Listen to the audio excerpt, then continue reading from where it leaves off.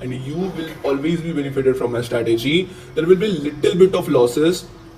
See, I'll tell you one story. There are two traders, one who takes trade every day and one who take trades every 2 or 3 days. The one who takes every day has to incur many losses because of the taxations, because of the brokerage or anything like that, and he does not get any entry in the intraday, and 1:1 is only his target. 1:1, he'll get only 1:1 risk is to reward ratio. He has to keep that because in intraday nothing, no proper move occurs. What I do is I do 1:2 risk is to reward ratio. I place that or more than that, and my trades are for 3 to 4 days.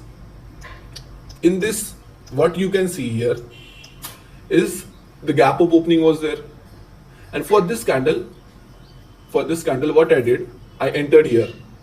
My stop loss was hit on this candle, but in that course I had many of the stocks, so I sold those stocks.